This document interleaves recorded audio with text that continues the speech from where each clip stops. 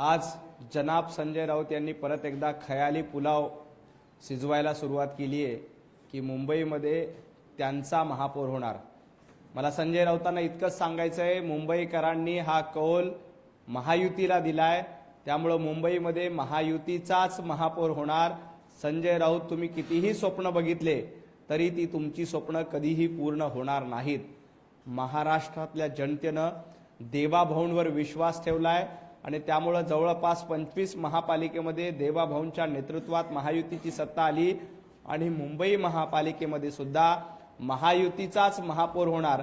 संजय राऊत यांनी उद्धवजी ठाकरे यांना मुख्यमंत्री करण्याचं स्वप्न बघितलं होतं, ते स्वप्न कधीही पूर्ण झालं नाही।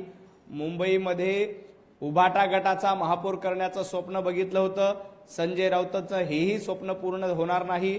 संजय राऊत यांनी राहुल गांधींना पंतप्रधान करण्याचं स्वप्न बघितलं होतं, तेही स्वप्न पूर्ण झालं नाही। संजय राऊतांचं चौथं स्वप्न अजून एक अपुरं राहणार आहे। संजय राऊत पुढच्या वेळेला राज्यसभेचे खासदार देखील बनणार नाहीत, कारण ज्या पद्धतीनं वंदनीय हिंदू हृदय सम्राट बाळासाहेब ठाकरे यांच्या विचाराची प्रतारणा करण्याचं काम, त्यांचे विचार पायदळी तोडवण्याचं काम तुम्ही केलंय। महाराष्ट्रातील जनता तुम्हाला धडा शिकवते, मुंबईच्या जनतेने देखील तुम्हाला धडा शिकवलाय।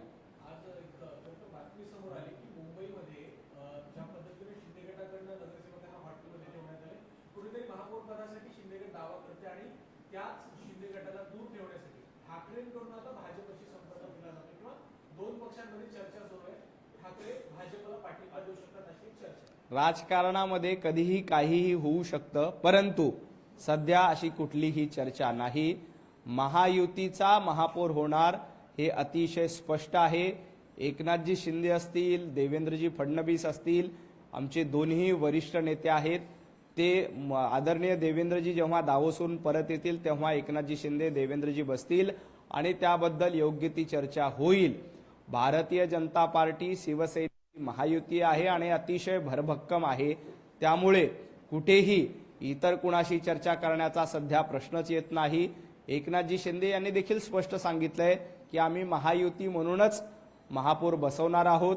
एकनाथजी शिंदे यांनी सगळ्या नगरसेवकांची ओळख व्हावी, कारण काय बऱ्याच वेळेला नवीन नगरसेवक असतात, त्यांचा परिचय नसतो, ती ओळख व्हावी, जनतेची सेवा कशा पद्धतीने करायचं याचं मार्गदर्शन व्हावं, यासाठी सगळ्या नगरसेवकांना एकत्रित ठेवलेलं आहे। त्यामुळं या एकत्रित ठेवण्यामुळे कुठेतरी वेगळी आघाडी जन्माला येईल, काहीतरी नवीकरण समीकरण जन्माला येतील, असं अजिबात होणार नाही। संजय राऊत कितीही दावा करत असतील की आता त्यांना एकनाथजी शिंदे, आतापर्यंत जे मिंदे वाटत होते त्यांना आता एकनाथजी शिंदे वाटायला लागलेत, संजय राऊतांनी कितीही असे प्रयत्न केले तर संजय राऊत तुमचं स्वप्न पूर्ण होणार नाही।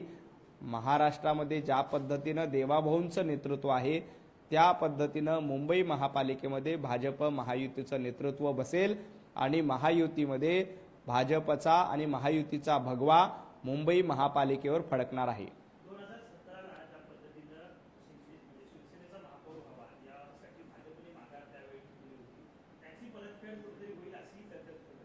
नाही, आता याबद्दलचा निर्णय वरिष्ठ पातळीवर होणार आहे, पण एक गोष्ट नक्की आहे की मुंबईकरांनी कौल भारतीय जनता पार्टी आणि महायुतीला दिलेला आहे, त्यामुळे मुंबईकरांच्या कौलाचा आदर ठेवूनच महायुतीचा महापौर होणार आहे। याबद्दलचा निर्णय येत्या 3-4 दिवसामध्ये माननीय मुख्यमंत्री देवेंद्रजी आल्यानंतर निश्चितपणे होईल। परंतु ज्या पद्धतीने संजय राऊत स्वप्न बघतायत, ज्या पद्धतीने उभाटा गटाची काही लोक स्वप्न बघतायत, ती त्यांची स्वप्न पूर्ण होणार नाहीत। एकनाथजी शिंदे आणि देवाभाऊंची जोडी भरभक्कम आहे, या जोडीच्या नेतृत्वात आम्ही महाराष्ट्र जिंकलाय, या जोडीच्या नेतृत्वात आम्ही महापालिकेमध्ये सत्ता मिळवली आहे आणि ह्या जोडीचा करिश्मा आपल्याला मुंबई महापालिकेत देखील बघायला मिळेल।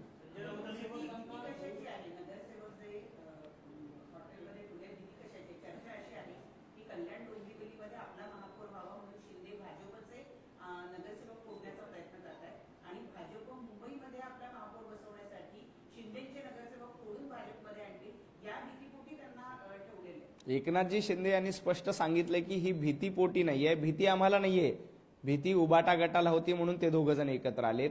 एकनाथजी शिंदे यांनी स्पष्टीकरण दिले की त्यांचे नगरसेवक सगळ्यांची ओळख व्हावी, एकत्रित बसावे, पुढच्या काळामध्ये कशा पद्धतीने काम करता यावी, यासाठी मार्गदर्शन करण्यासाठी त्यांना हॉटेलमध्ये ठेवलेलं आहे।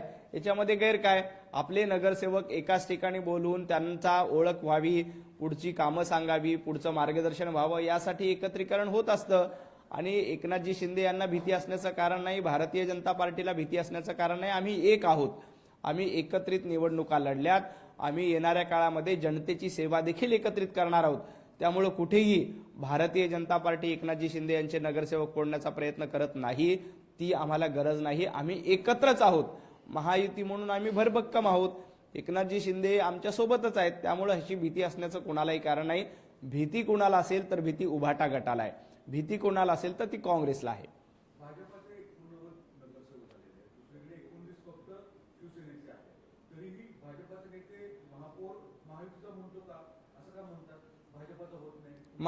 आम्ही निवडणूक महायुती म्हणून लढले आणि महायुतीचा महापौर बसवणं हा अजेंडा आहे।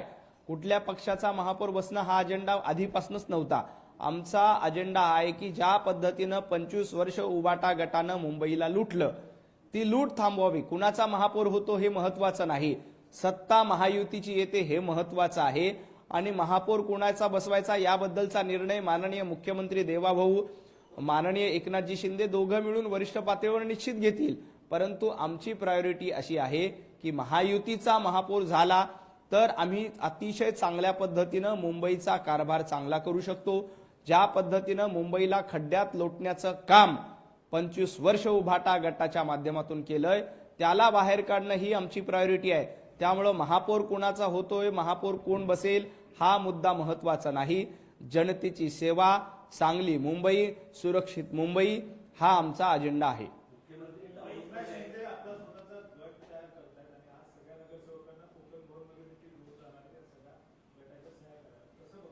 ती प्रक्रियाच असते, प्रत्येक पक्षाला आपापला गट नोंदवावा लागतो, त्या प्रक्रियेचा भाग आहे। याच्या आधी देखील आपण बघितलं की प्रत्येक पक्षाचे आपापले लोक गट नोंदणी करतात। याआधी मनसेनी तशी केली होती, उबाटा गटाने केली होती, प्रत्येक पक्ष त्या त्या पद्धतीनं करतो। त्याच्यामुळे त्याच्यामध्ये काही वेगळं आहे असं मला वाटत नाही।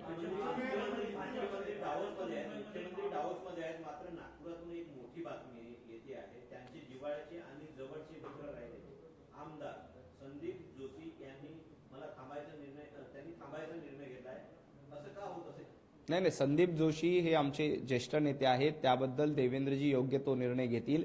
कुठे काही नाराजी असेल तर दूर करण्याचा प्रयत्न पक्षीय पातळीवर निश्चित होईल। काय असतं, पक्षामध्ये थोडंफार नाराजी असते, ती नाराजी दूर करण्याचा प्रयत्न देवेंद्रजींच्या माध्यमातून नक्कीच करतील। आणि संदीप जोशी हे स्वयंसेवक आहेत, ते कुठलाही वेगळा निर्णय घेणार नाहीत।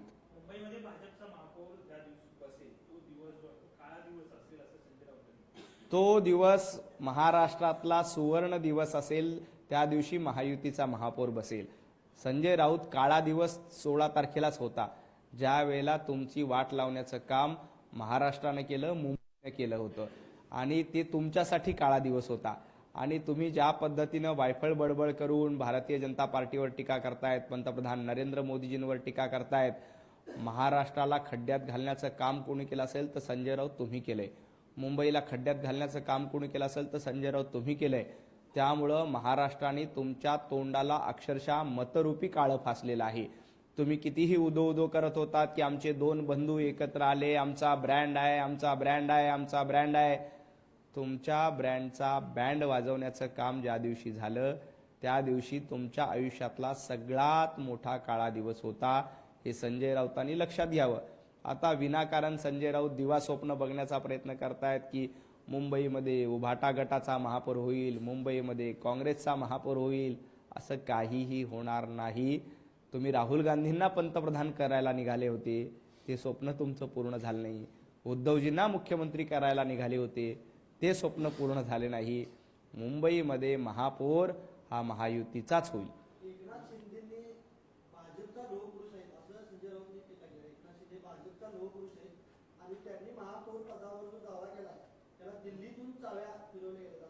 नाही, एकनाथजी शिंदे हे लोहपुरुष आहेत, त्यात गैर काय? संजय राऊत कोळसा पुरुष आहेत। संजय राऊतांना किती उगाळलं तर काळच निघतं। सकाळी उठले की जे काळं पसरवायला सुरू करतात, त्यामुळं एकनाथजी शिंदे लोहपुरुष असतील तर ते चांगली गोष्ट आहे। आपण स्वतः कशा पद्धतीनं काळवंडलेली कारकीर्द पुढे घेऊन आलात, सॉरी, याचा विचार स्वतः संजय राऊत यांनी केला पाहिजे.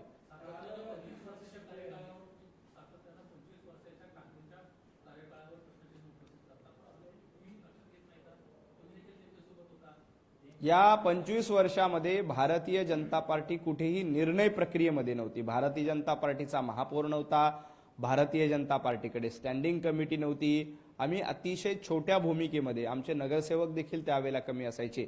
मागच्या 5 वर्षात देखील आम्ही मुंबई महापालिकेमध्ये पहारेकऱ्याची भूमिका घेतली होती. कुठेही आम्ही सत्तेमध्ये नव्हतो, पण उद्धवजी ठाकरे आणि उभाटा गट सातत्यानं 25 वर्ष महापौर त्यांचा, स्टँडिंग कमिटी त्यांची, बाकी सर्व महत्त्वाच्या समित्या त्यांच्या, एवढं सगळं असताना मुंबईला खड्ड्यात घालण्याचं काम केलं. बरं ते जाऊ द्या, गेल्या 2.5 वर्षामध्ये तुमचं सरकार होतं, त्यावेळेला कशा पद्धतीनं तुम्ही भ्रष्टाचार माजवला होता. कोविडच्या काळामध्ये सर्वसामान्य मराठी माणूस मरत असताना, सर्वसामान्य मुंबईकर मरत असताना तुम्ही पैसे कमवणं, टेंडर मॅनेज करणं, कोविड बॅगमध्ये घोटाळा करणं, खिचडीमध्ये घोटाळा करणं, याच्यामध्ये धन्यता मानली. त्याच्यामुळेच मुंबईकरांनी भारतीय जनता पार्टी आणि महायुतीला अतिशय स्पष्ट बहुमत दिले.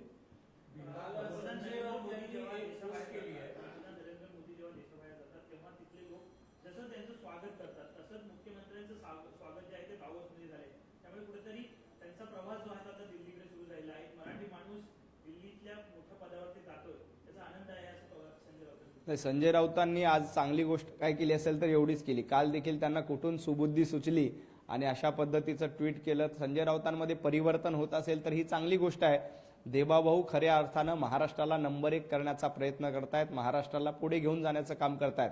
दावोसमध्ये जाऊन मोठ्या प्रमाणात गुंतवणूक आणण्याचं काम देवाभाऊंच्या नेतृत्वात झाले. त्यामुळेच महाराष्ट्रात ब्रँड कोण आहे तर महाराष्ट्रात फक्त देवाभाऊंचा ब्रँड आहे. याच्यावर स्वतः संजय राऊत यांनी देखील शिक्कामोर्तब केलंय. त्याबद्दल मी संजय राऊतांचे मनापासून आभार मानतो आणि संजय राऊतांना धन्यवाद देतो की त्यांनी देवाभाऊ ब्रँड हा महाराष्ट्रात नाही तर देशभरामध्ये चांगला आहे याला मान्यता दिली. अर्थात संजय राऊतांच्या मान्यतेमुळे देवाभाऊंचा ब्रँड कमी होत नाही आणि जास्तही होत नाही. कालपर्यंत जो स्वतःला ठाकरे बँड म्हणत होते ते कालपासून ट्विटवर देवाभाऊंचं कौतुक करतायत. मी संजय राऊतांचं मनापासून आभार मानतो, अभिनंदन करतो.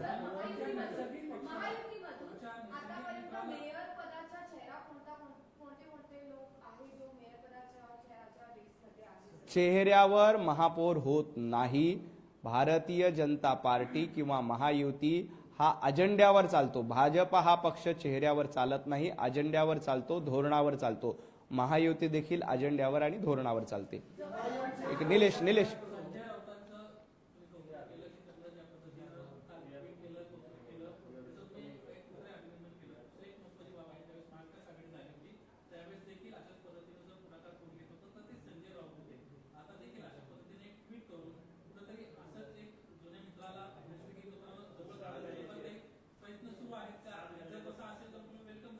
नाही, राजकारणामध्ये कधीही काहीही होऊ शकतं हे आपल्याला देखील माहित आहे. त्यांनी देवाभाऊंचं कौतुक केलं, त्याबद्दल आम्ही त्यांचे मनापासून आभार मानतो. त्यांनी कौतुक असंच केलं नाही, कारण देवाभाऊ त्या पद्धतीनं काम करतायत. देवाभाऊ महाराष्ट्राला पुढे घेऊन जाण्याचं काम करतायत. त्याबद्दल संजय राऊत त्यांचं कौतुक करत असेल तर ही आनंदाची गोष्ट आहे. परंतु या कौतुकामुळं येणाऱ्या काळात काहीतरी वेगळं समीकरण बनेल का? भारतीय जनता पार्टी, उभाटा गट मुंबई महापालिकेमध्ये एकत्र येईल का? याबद्दलचं भाष्य मी करणार नाही. ती योग्य वेळ नाही. योग्य वेळी वरिष्ठ पातळीवर त्याबद्दल निर्णय घेतील. परंतु आत्ता आम्ही महायुती म्हणून भरभक्कमपणे सोबत आहोत. एकनाथजी शिंदे असतील, देवेंद्रजी फडणवीस असतील, हे महायुती म्हणून आम्ही एकत्रित लढतोय आणि महायुतीचाच महापौर होणार हे जवळपास नक्की आहे. याच्यामध्ये काहीही बदल होणार नाही.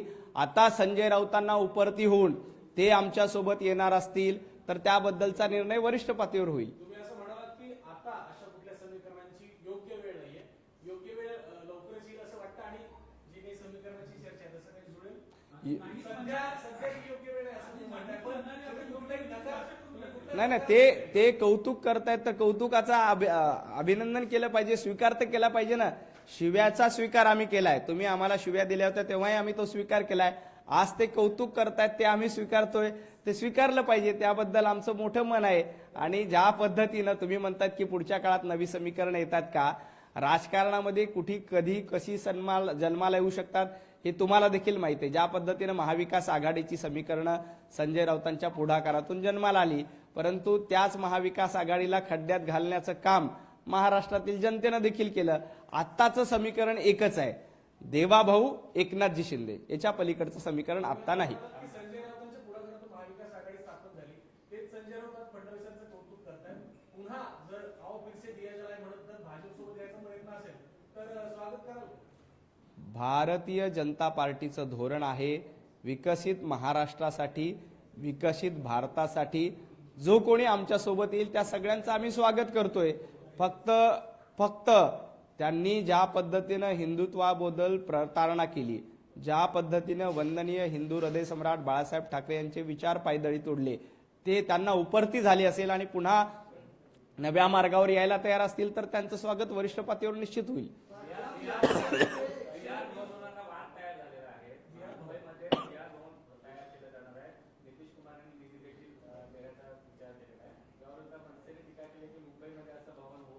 अरे प्रत्येक राज्यामध्ये वेगवेगळ्या ठिकाणी भवन असतं. काश्मीरमध्ये महाराष्ट्र भवन होते, मग काश्मीरच्या लोकांनी विरोध करायचा का? महाराष्ट्र भवन आम्ही करू देणार नाही. उत्तर प्रदेशमध्ये अयोध्येमध्ये महाराष्ट्र भवन होते, तिथं अयोध्येतल्या लोकांनी विरोध केला का? तिथं महाराष्ट्र भवन होऊ देऊ नका. राज्य आपलं, देश आपला एक आहे, वेगवेगळ्या राज्यामध्ये वेगवेगळी भवनं असतात. तसं महाराष्ट्रामध्ये बिहार भवन सुरू होत असेल तर त्याच्यामध्ये गैर वाटायचं काय कारण आहे? बिहारमध्ये देखील आपलं भवन आहे, दिल्लीमध्ये महाराष्ट्र सदन आहे, त्यानंतर वेगवेगळ्या राज्यामध्ये अशा पद्धतीचे सदन केले असतात, भवन असतात. तिथल्या बाहेरून आलेल्या पाहुण्यांची सोय त्या ठिकाणी व्हावी, हा त्यातला हेतू असतो. त्यामुळे विनाकारण मनसेनं अशा पद्धतीचा प्रांतवाद करू नये. माझी सन्माननीय राज ठाकरेंना विनंती आहे की अशा पद्धतीचा प्रांतवाद केल्यामुळं, भाषेचा वाद केल्यामुळंच आपल्या पक्षाची काय अवस्था झाली याचा विचार देखील त्यांनी केला पाहिजे.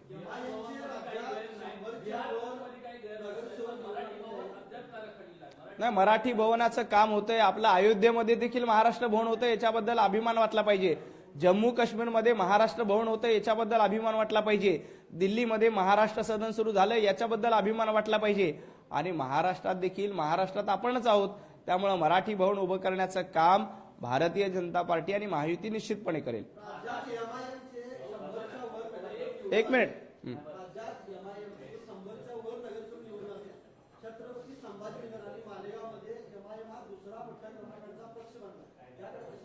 ज्या पद्धतीनं एमआयएम फोपवण्याचं काम काही लोकांकडनं केलं जातंय, ही पुढच्या काळासाठी देखील चिंतेची गोष्ट आहे की एमआयएम सारखी पार्टी मोठ्या प्रमाणात निवडून येते. मालेगाव असेल, आमच्या मानखुर्दमध्ये जवळपास 5-6 एमआयएमचे नगरसेवक निवडून आले, तर याचा विचार देखील महाराष्ट्रातील जनता पुढच्या काळामध्ये निश्चित करेल.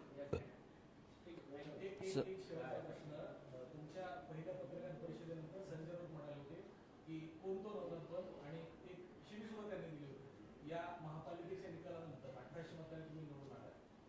2000 मतांनी, सॉरी.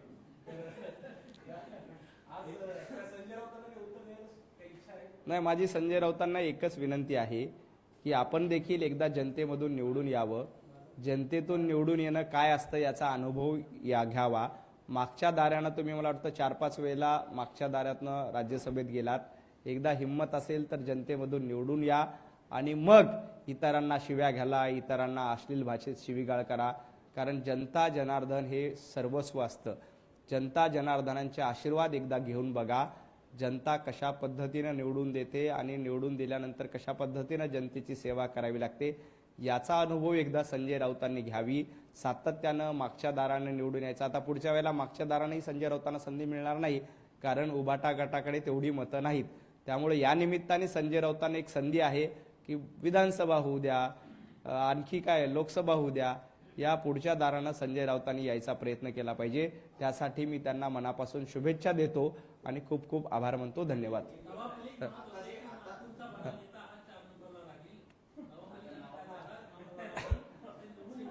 नवाब मलिकांना मला एवढंच सांगायचंय, नवाबजी नवनाथ बन घासून नाही तर ठासून मानखुर्दमध्ये निवडून आलाय.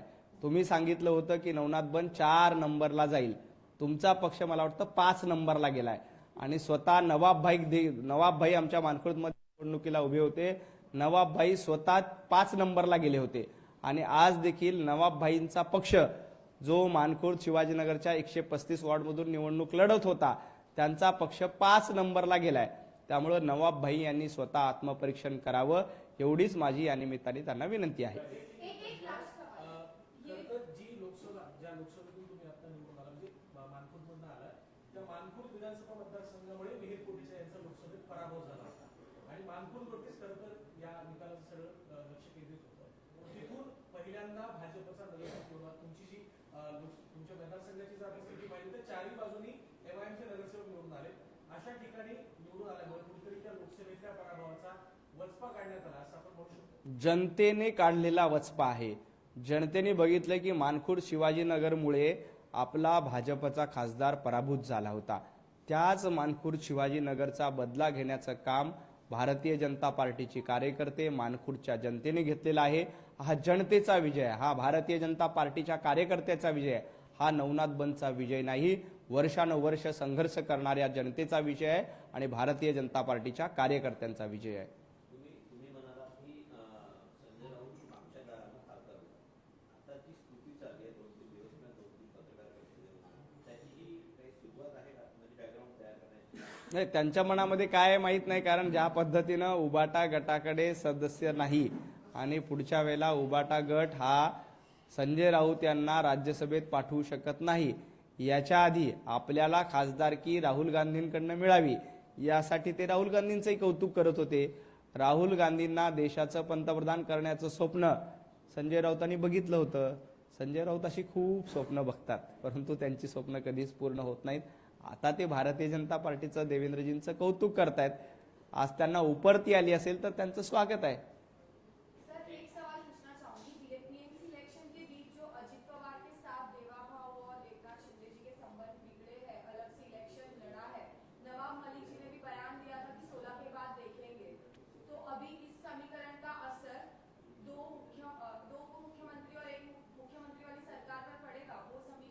बिल्कुल संबंध बिगड़े नहीं है. हम एक साथ है. महायुति के साथ आदरणीय देवेंद्र जी फडणवीस, एकनाथ जी शिंदे, अजित दादा पवार राज्य में अच्छी से तरह से सरकार चला रही है. हमारे संबंध कहीं बिगड़े नहीं है.